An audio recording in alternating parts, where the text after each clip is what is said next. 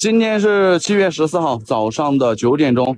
為什麼今年張家界這麼空？往年的張家界這時候人真的是人滿為患，今年還在免門票，但是人也沒有看到很多呀。這是出現了什麼問題了嗎？真的，像去年的時候，這時候人真的很多很多，像今年免門票的時候都沒什麼人過來了，為什麼？出現什麼情況了？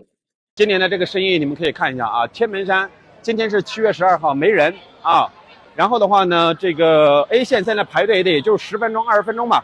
B 線那邊1分鐘的隊都不需要排啊，不需要排隊。然後整个景區都感覺不到旺季的熱度。它就是廣東最大的廢棄景區，佔地面積高達1萬畝，斥資高達10億。可萬萬沒想到的是，開業沒幾年就倒閉了。本想打造景休閒度假一體的5A級旅遊景點，如今到處雜草叢生，被遺棄的車輛隨處可見。這麼大的旅遊景點，為何就荒廢了？也不知道發生了什麼，實在太可惜了。大家好，歡迎來到看大陸節目，我是美玲。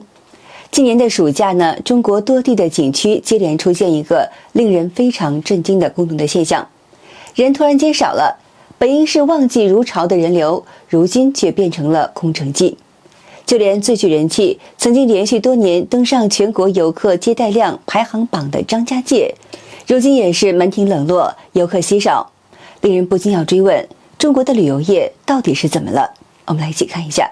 今天是7月15號早上的8點半，帶大家看一下現在我們天門山的一個人流量情況。1樓沒有人，2樓檢票的地方也沒有人排隊。天門山首道一線現在3樓排隊坐纜車，大概排隊10來分鐘。所以說暑假過來遊玩的朋友不用擔心，現在不怎麼排隊。不僅張家界遊客稀少，其他景區同樣是門可羅雀。陝西白鹿倉在沒有網紅主播的情況下呢，商鋪異常的冷清。我們來一起看一下。這國少節一走，你看這個白鹿倉這個小吃街，我的天，一排一排的，全部沒有人了。這才下午幾點嘛？6點多就變成這樣了，好誇張啊！河北的攬月灣被譽為是離北京最近的海。慶幸的有網友反映，儘管景區環境優美，但遊客的數量較少，部分區域呢顯得非常的冷清。我們來一起看一下。今年的攬月灣是咋的了？大周6的都沒啥人，大3個星期高考，人少，有情可原。3個星期呢天氣不好，也有情可原。但是這個星期這晴空萬里的，天兒這麼好，咋就看不到人呢？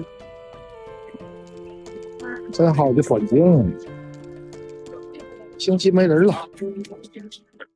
看一下，這是龍之夢野生動物世界的大門口啊！這個視頻讓我驚掉了下巴，因為我以前前2年去年前年前3年的時候到這裡來，11點40分的時間，中午11點40分的時間到這裡是坐不到位置吃飯的。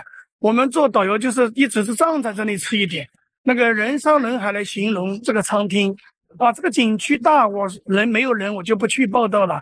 當時這個餐廳是集中在一起的，這麼少的人，天哪，和去年前年是天差之別的。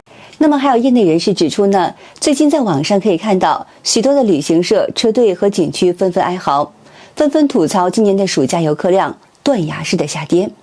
無論是團體遊、散客接待，還是營收的狀況，都是不容樂觀。雖然有些景點看起來是十分的熱鬧，但實則是虛胖。這背後呢，除了遊客消費意願減弱，也與整個經濟大環境的疲軟有着密切的關係。因為旅遊不是剛需啊，旅遊是吃飽喝足以後、穿暖以後，你才有閒錢，你才能出來旅遊。你不要說其他的，旅遊是國內旅遊，其實現在也不便宜。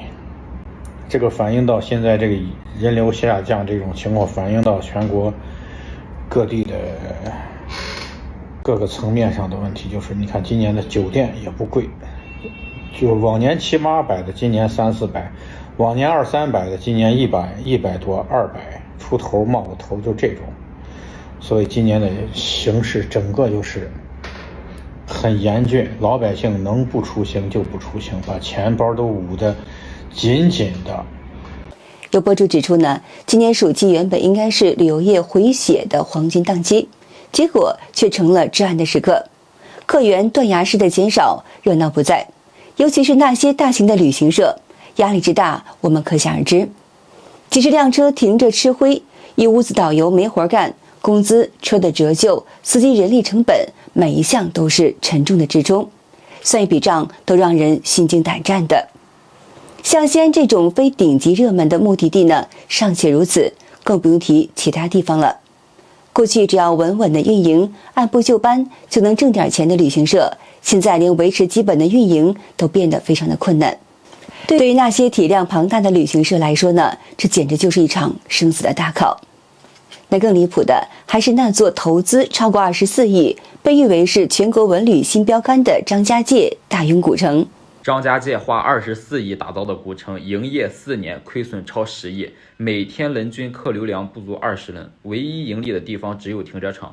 你說你都冷清成啥樣了，门票还要100多塊錢，既然年年虧損，為什麼就不能把門票降一降呢？而且景點裡邊連個商戶都沒有。其實我覺得免門票都不過分，你們先把人流做起來，把景點裡邊的商鋪出租出去，不然一個現代古城裡邊啥都沒有，誰會花100多進去參觀呢？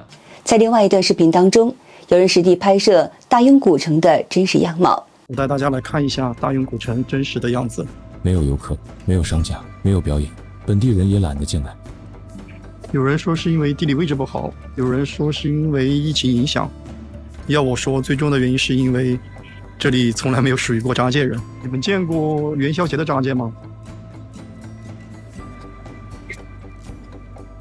大家想看的是有張家界特色的張家界，而不是一個身邊營造的大庸古城。這邊是大庸古城，這邊是南門口宵夜一條街，一條馬路的距離，大家可以看一下區別。價格應該由市場來決定，而不是坐在辦公室一拍腦殼想出一個收費標準。我們再來看看整個項目的始末。大庸古城項目呢，是信贷擴张下全国各地古城建設熱的產物。這個項目2016年6月倉促開工，從立項、論證、審批到開工建設僅3個月時間，可謂是特事特辦。項目呢是由張家界國資委控股的張旅集團操盤，佔地240畝，相當於22個標準足球場大小，總耗資高達24.43億元，曾被視為全國文旅項目新標杆。然而項目呢從2021年6月開張後就虧損，政府呢每年投入上億運營費用，2024年收入卻不足100萬，4年呢累計虧損高達10.8億元，成為地方經濟難以承受的負擔。目前呢，該項目已經債務高達了16.97億元，淨資產則已經跌至負的3.03億元，處於嚴重資不抵債的狀態。原本規劃的198間商鋪，如今僅剩下4家零星經營，而且呢都沒有繳納租金，經營狀況慘淡。由於地處偏遠，運營乏力，再加上缺乏有力的引流，該項目在大庸僅賣出了約2300張門票，日均客流量還不到15個人，可謂是門可羅雀，幾近空城。而這不僅僅是張家界的問題，放眼全國呢，很多耳熟能詳的爆款景點也在悄然的虧損。我最近去了趟張家界，陪家人去遊玩，風景啊，那絕對是沒得說，但旅遊的感受真不咋地。結合最近剛看到的一個新聞，啥新聞呢？桂林山水甲天下，桂林旅遊那家公司從2020年至今到現在4-5年的時間虧損了10個億。桂林山水甲天下，那是天下獨一份，世人皆知，好吧？然後就是我最近去这個被韓國人擠爆的張家界，也宣布由於連年虧損，面臨重大危機，也被冠上了 ST。還有三峽景區的營收和利潤雙雙下滑，再次陷入虧損。人滿為患呢，大唐不夜城呢也不賺錢。這些人滿為患的景區竟然虧錢，有些奇怪啊。有博主指出，這些景區被壟斷思維綁架了，他們自認為獨一份，占山為王，所以不重視遊客的體驗，更不在乎回頭客，反正你也只來一次，宰一刀就夠了。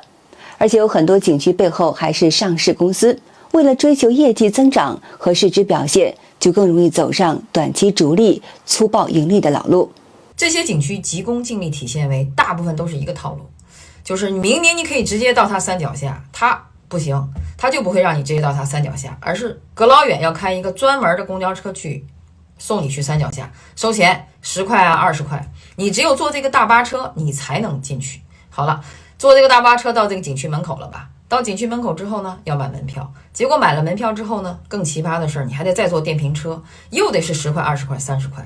電瓶車下來之後還沒完，你還得坐索道。你不坐索道走的也沒事吧，走吧。前面還有一個玻璃橋，你再想過這個玻璃橋嗎？那再交錢。這就是大景區裡面還有小景區，你說這不扯淡嗎？網友還以桂林為例，指出中國許多景區普遍存在的問題。雖然山水風景聞名遐邇，但管理混亂、餐飲價格虛高、強制購物、交通堵塞等問題，嚴重影響了遊客的體驗感。確實沒有想到，一個老天爺賞飯吃的地方，桂林山水甲天下的桂林，2019年到2024年居然加起來差不多虧了快10個億，光是去年第4季度就虧損了2個億左右。按道理來講，第4季度年底是旺季，不應該虧損的。博主指出，現在桂林遊客數量大幅的下降，去年接待的遊客僅有568.34萬人次，比2019年的900萬人次減少了近40%，甚至呢還有低於2015年的水平。那麼造成這大幅下滑，主要還是景區自身管理和服務問題所致。大家都說桂林是一流的山水，3流的體驗。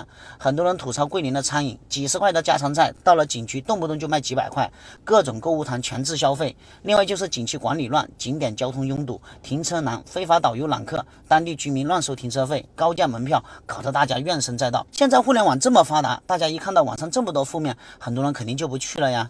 我覺得光有山水和美名是不夠的，怎麼把頂級的自然資源轉換成持續吸引大家高質量的旅遊模式，才是一個城市文理生命力的核心。另外呢，有一些景区還出現了財務混亂、管理不規範的問題。終於知道很多景區為什麼越蓋越虧了。一個平頂山的動物園，上午用公用收快碼，下午就用個人收快碼。我猜這個個人收快碼呢，可能還不只是一個人的。現在被人舉報，涉及的金額達到上千萬。你說那麼大的一個動物園，那麼多工作人員用私人收快碼，他們內部人員能不知道嗎？包括張家界風景區一年虧損好幾個億，你說這裡面有多少门道道，你一個外人能知道嗎？怎麼虧損的？什麼原因虧損的？為什麼把風景名勝古蹟圈起來收錢還能虧損呢？一年去的人也不少啊。曾經輝煌的西安白鹿原民俗文化村，是因為投資方缺乏旅遊運營的經驗，招商缺乏篩選，經簡單模仿。而且呢，運營公司無力扭轉客流下滑，舉辦麻將大賽等活動也是未能吸引遊客。曾經風光一時，投資3.5億的景區淪為廢墟，它就是我國西安白鹿原民俗文化村。雖然名為民俗文化村，但實際內容卻名不副實。景區內只有少量農具展示，更多的是來自全國各地的小攤吃點。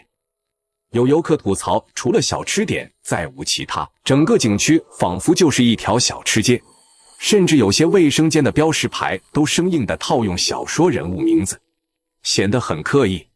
其次，運營管理能力不足也是重要因素。投資方為陝西渭水文化產業投資有限公司，他們缺乏旅遊運營經驗，招商時沒有篩選商戶，簡單模仿其他成功案例，在客流下滑後，聘請的運營公司也經驗不足，甚至舉辦了麻將大賽這樣的活動，試圖吸引遊客，但花幾十萬卻無實質效果。更普遍的問題就是，過去10年內，中國大量的人造古鎮如雨後春筍般湧現，數量遠超歷史文化名鎮，它們普遍存在的同質化的嚴重，缺乏特色，遊客漸漸厭倦了。許多投資項目燒錢造景，卻沒有能形成有效的商業模式，導致倒閉頻發，投資是血本無歸。燒光幾十億建成的人造古鎮正在批量倒閉，不管去哪裡旅遊都能看到大量千篇一律的古鎮，除了名字以外都是雙胞胎兄弟，吃的都是酸奶、鱿魚臭豆腐，逛的都是青石板路和小桥流水，買到的都是義烏批發手工制品。這種像一個模子刻出來的人造古鎮，本地人沒興趣，外地遊客也漸漸厭倦。一個殘酷的事實，資本裹挾下的過去10年，文旅投資瘋狂擴張，2800座人。造古鎮遠超312個歷史文化名鎮，坐擁張家界景區的張家界集團4年虧損7億，瀕臨破產。全國超200家人造景區3年內倒閉，600多億投資血本無歸。其實人造古城這種東西就該破產。很多國人其實有一個劣根性，做事情不喜歡動腦子，各種複製粘貼，從短視頻到電視劇到電影，能抄能模仿能搬運，就絕不自己動腦子。人造古城这種東西，無論從裝修還是裡面販賣的商品，從南到北都是雷同的。臭豆腐啊，大魷魚啊，大烤串，對消費者沒有任何尊重可言，只要一個方式掙到錢來，一擁而上，讓人看膩看吐，看得犯惡心。有博主還指出呢，很多景區不是無底線內卷，把產品和服務搞得一團糟，就是無底線壟斷，把遊客當成待宰的豬。唯一的區別就是被宰的豬會叫喚，遊客被宰了就只能是無奈地說，反正都來了。其實呢，有90%的景點做得糟糕透頂，完全不尊重遊客，只盯着錢看。遊客也很有趣，花錢排隊本不能算是旅遊體驗，只能說是花錢找罪受。體驗後反而更懂得在家吹空調刷手機的樂趣，這才是真正的憶苦思甜。旅遊其實是有錢人的專屬，窮人沒必要去湊熱鬧，拿着1個月的工資到處跑。真正有錢的人旅遊，落地後有商務車接送，住最好的酒店，行程從容不迫。而沒錢的人旅遊大都是在排隊與趕路，根本不知道自己到底在忙個啥。